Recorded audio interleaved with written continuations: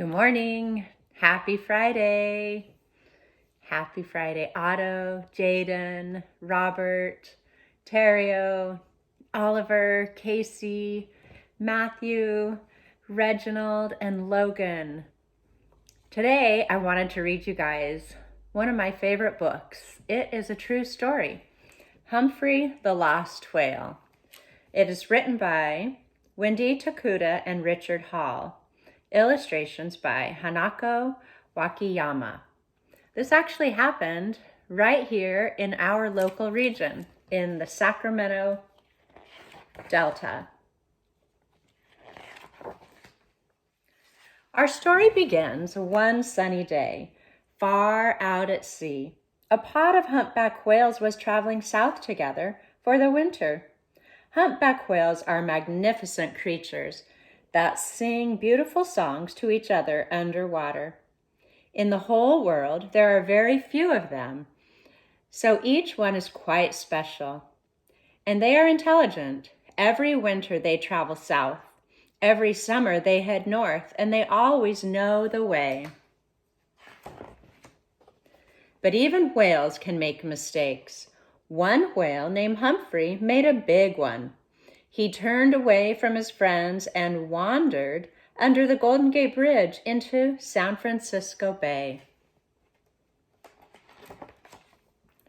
Everyone was surprised to see Humphrey in the bay. People don't get to see humpback whales very often because they usually stay in the very deep waters. It was a special treat to see one so close to the city of San Francisco. Humphrey was a spectacular sight, as long as the city bus and as big as 7 elephants put together. He would come up to breathe, appearing as if by magic, and the people would stop whatever they were doing to watch him. Then Humphrey did something that no whale had ever done. Instead of swimming back out to sea, he went the wrong way up the Sacramento River. The big river became smaller and smaller, and Humphrey traveled upstream.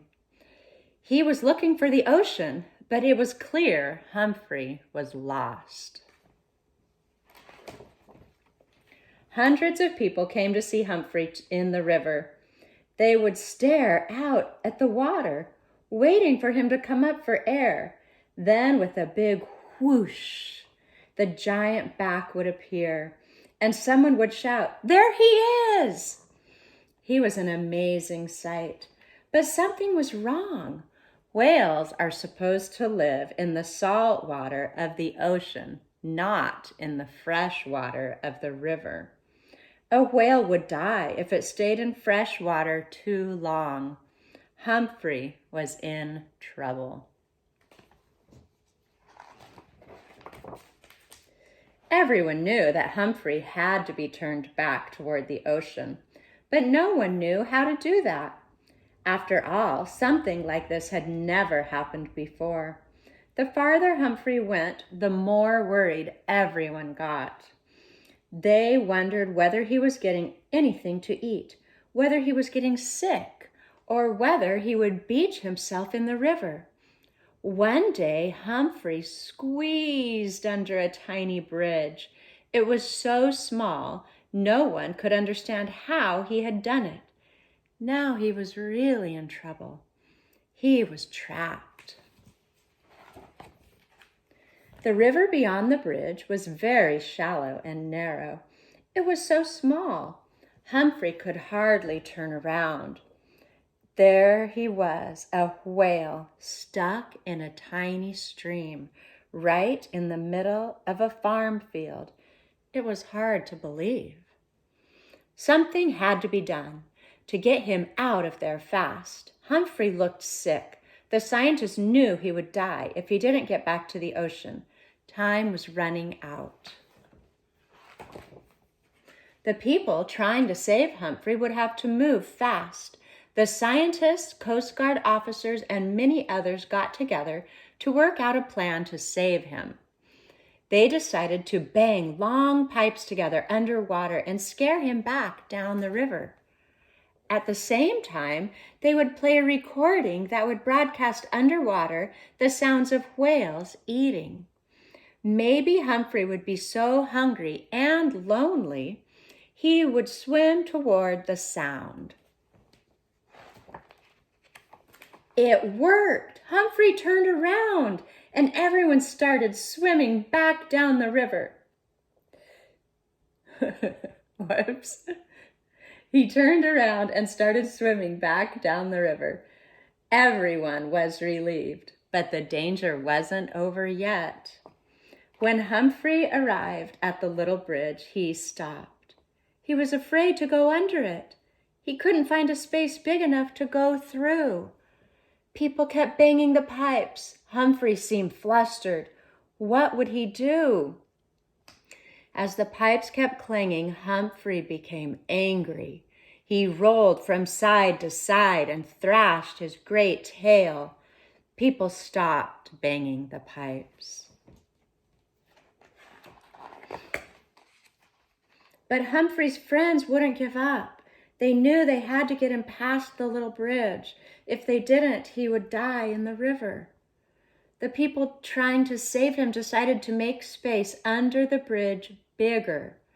They brought in a huge crane and worked through the night to clear away some of the old pilings. Would Humphrey notice the difference?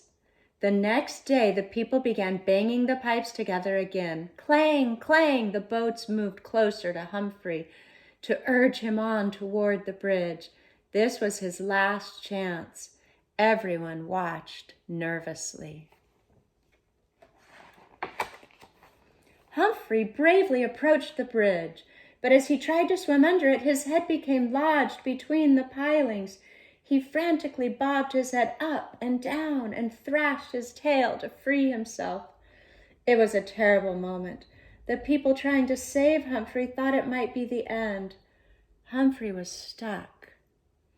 Suddenly, Humphrey lifted one fin way out of the water, almost touching the bridge. As he twisted his body, he broke free from the pilings and swam through to the other side.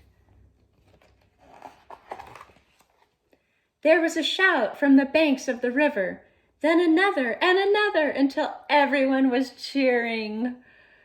"Hooray for Humphrey!" they shouted. "He made it!" Humphrey the lost whale was finally on his way home. A whole flotilla of boats and the clanging of pipes behind him helped Humphrey find his way down the river. Finally, Humphrey arrived in the San Francisco Bay. Humphrey spent the whole day happily swimming around the bay. He did tricks for the people gathered along the shore to see him one last time. They oohed when he slapped his tail. They awed when he leaped into the air and belly flopped back into the water.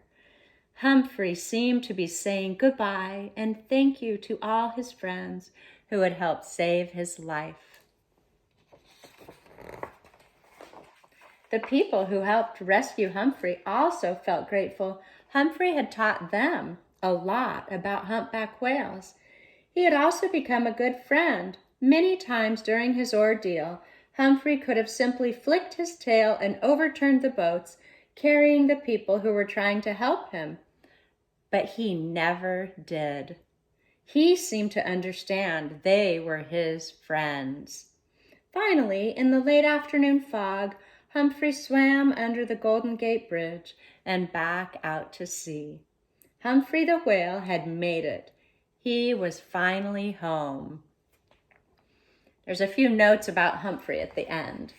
Humphrey the whale entered the San Francisco Bay on the night of October 10th, 1985. For the next 26 days, this 45-foot-long, 40-ton giant captured the hearts of people everywhere as he tried to find his way back to the ocean. He traveled 64 miles up the Sacramento River into the Delta. finally ending up in the shallow irrigation stream in the middle of a farm field. It took more than 500 people and $80,000 to rescue him. Humphrey returned to the Pacific Ocean on November 4th, 1985. I actually remember this. Since then, Humphrey has surprised and delighted everyone by making return visits every summer to the Bay Area. In 1986, he was spotted near the Farallon Islands, about 30 miles off the San Francisco coast. Biologists took pictures and were able to identify him by the distinctive markings on his tail flukes. He was last seen in 1988, feeding inside Bodega Harbor, much closer to shore than the other humpbacks. Scientists say he may have been eating the fishes that live in shallow waters, or he may just like to be near people. I, too, like to be near people, and I miss you guys. I hope you are enjoying your time at home, doing your schoolwork, reading books, and remembering it's kind to be cool, hard work makes you feel good, and asking your mom and dad, what can I do to help? Have a great Friday. I will make you another video soon. Ciao.